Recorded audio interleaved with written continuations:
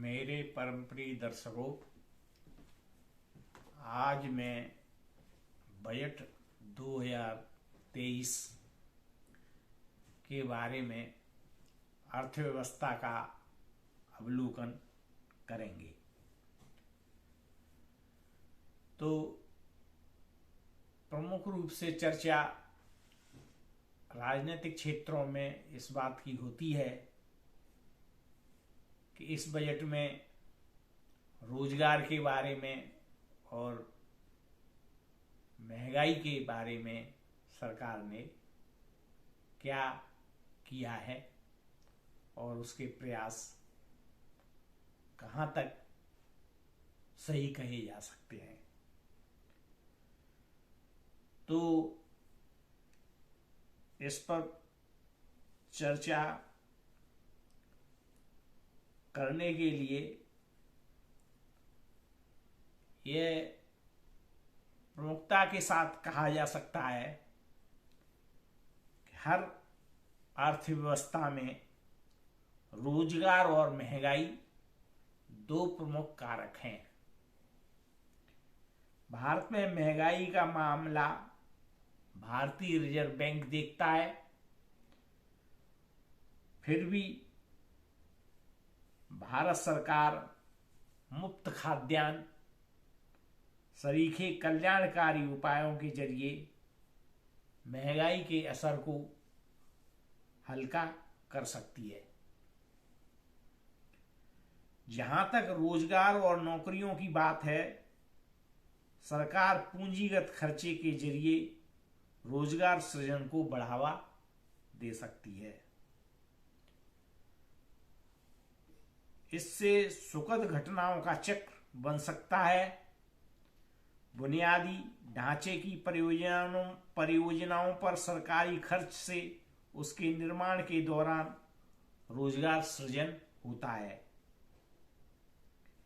और इसके लिए आपूर्ति करने वाले तमाम उद्योगों में नौकरियों पर बहुगुणक प्रभाव पड़ता है। इन उद्योगों की क्षमता ज्यों-ज्यों बढ़ती है, वे अपना विस्तार करते हैं, निजी निवेश आने लगता है, जिससे और नौकरियों का सृजन होता है। नौकरियों का मतलब है आमदनी, जिसका नतीजा समूची अर्थव्यवस्था में खपत की शक्ल में सामने आता है। मोदी सरकार लगातार अपने बजटों में इसी पर दाव लगाती आ रही है।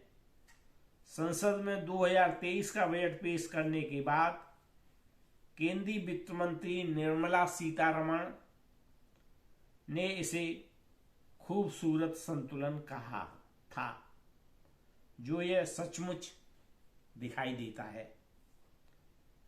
झटका और चौंकाने के अपने शुरुआती रुझानों से मोदी सरकार दूरदर्शी नीति निर्माण को तरजीह देने लगी। 2022 के बजट में बुनियादी ढांचे पर पूंजीगत खर्च पिछले साल के 5.5 लाख करोड़ रुपए से 35.4% बढ़ाकर 7.5 लाख करोड़ रुपए कर दिया गया था। इस साल वित्त मंत्री ने इसे 33% बढ़ाकर 10 लाख करोड़ रुपए यानी जीडीपी का 3.3% कर दिया। यह अच्छा आंकड़ा है, जिससे जरूरी नौकरियों का सृजन होना चाहिए। रोजगार पैदा करने वाले दूसरे प्रमुख क्षेत्रों को भी कई प्रोत्साहन दिए गए हैं। एमएसएमई को दी गई 2 लाख करोड़ रुपए की कर्ज गारंटी योजना और दूसरे फुटकर लाभों से इस क्षेत्र में जान पड़नी चाहिए, जो नोटबंदी के बाद से काफी कुछ बेहाल पड़ा। यह 11 करोड़ से ज्यादा रोजगार देता है, जो कुल रोजगार का 20% से ज्यादा है। नई कृषि उत्प्रेरक निधि ग्रामीण भारत में एग्रीटेक स्टार्टअप के लिए मददगार साबित होगी। रोजगार वाले एक अन्य क्षेत्र पर्यटन का उदार प्रोत्साहन मिला है। 50 जगहों को चुनकर उन्हें चमकाया जाएगा ताकि वहां हवाई अड्डे वगैरह घरेलू और अंतर्राष्ट्रीय सैलानियों के आकर्षण का केंद्र बने। बुनियादी ढांचे पर खर्च भी नौकरियों के सृजन का परोक्ष तरीका है, इनडायरेक्ट माध्यम कहा जा सकता है।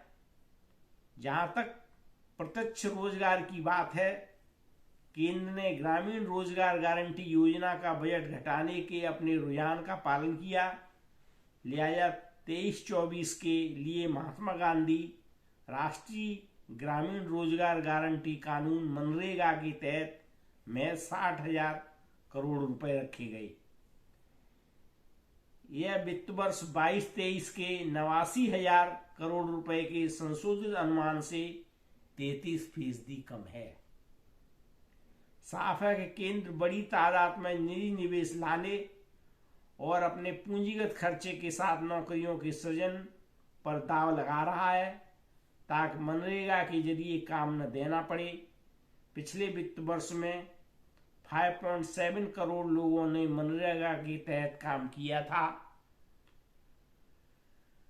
यह दुनिया की सबसे बड़ी गरीबी उन्मूलन योजना के लक्ष्यों में बहुत साफ फेरबदल है।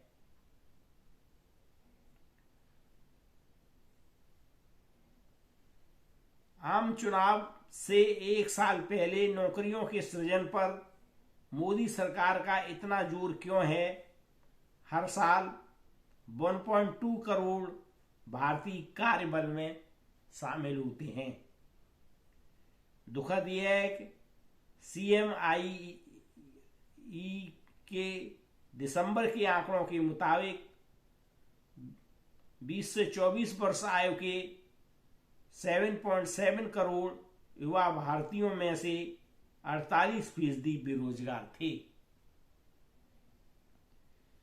यह 2017-18 के 20% से 2 गुने से भी ज्यादा और महामारी में ठीक पहले के 30% से भी ज्यादा है।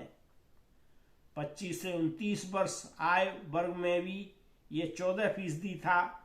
यही हमारी विशाल आबादी से मिलने वाला लाभांश है, जिसके बहुत गुण गाए जाते हैं और वो बर्बाद हो रहे हैं। भारत में 44.3 करोड़ 44.3 करोड़ कामगारों की फौज है, पर 1/4 के पास ही नियमित नौकरी है, यानी ऐसी नौकरी जिसमें हर महीने तनख्वाह और कुछ सुरक्षा मिलती है। 75% से ज्यादा लोग अल्पकालिक काम में लगे हुए हैं या अपने धंधे करते हैं। उन्हें नियमित आमदनी की गारंटी है न काम की। अपने ब्यूरेस बेजान आंकड़ों को मानवीय चेहरा भी दिया। हमारा सामना उन मुरझाए लाखों युवाओं से हुआ। मसलन 24 वर्षीय बीकॉम ग्रेजुएट कुलदीप नारायण त्रिपाठी, जो भोपाल पार्क की बेंच पर मोबाइल एसेसरी बेच रहे थे। भारत में रोजगार पेचीदा मुद्दा है। यह ढांचागत समस्या भी है। कृषि में कार्यबल के 46% लोग लगे हैं, पर यह GDP में महज 20% का योगदान देती है। भारत में परेशानी बेरोजगारी की उतनी नहीं, बल्कि छिपी हुई अल्प बेरोजगारी की है।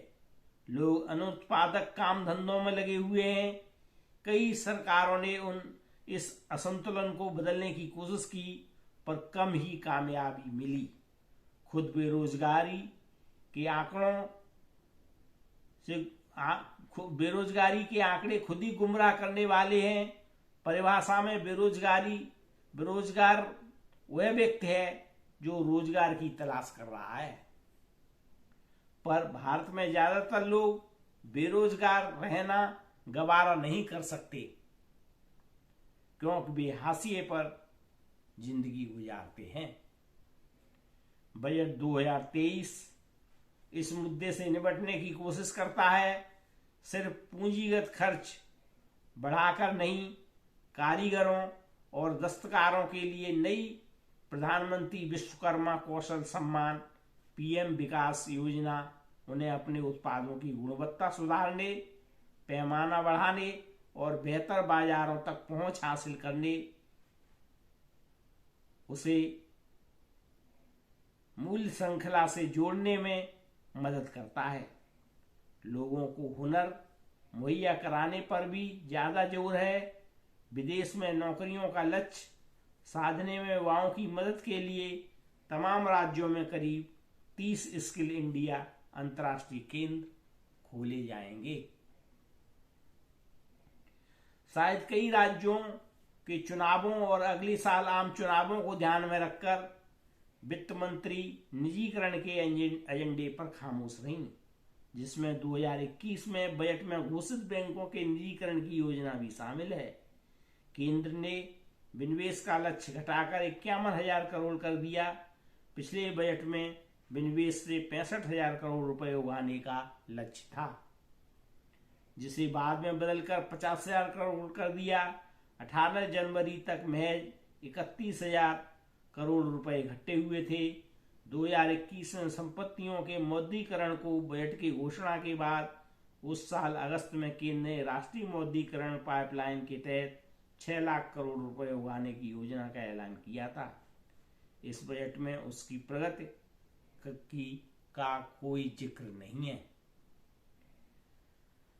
अतः सार्वजनिक निवेश के लिहाज से सरकार का इतना ही कर सकती है। आखिरकार यह जीडीपी का 7% है, जबकि निजी निवेश सरकारी निवेश के तिगुने से भी ज्यादा करीब 20 से 23% है। बजट तो बस उत्प्रेरक हो सकता है। चुनावी प्रलोभनों के बावजूद राजकोषीय अनुशासन बनाए रखने और देश को लगातार वृद्धि की राह पर ले जाने के लिए सरकार की तारीफ की जानी चाहिए। कई सालों बाद रोजगार के मामले में पहली बार ऐसा बजट देखा गया है, जिससे कि लाखों रोजगार उत्पन्न होने की संभावना है और आशा है ये बजट नौकरियों की समस्या को हल करेगा और बीजेपी के लिए चुनावों में वोटों की बरसात कराएगा। धन्यवाद। इस बजट की विवेचना को लाइक करें, सब्सक्राइब करें। बहुत बहुत धन्यवाद।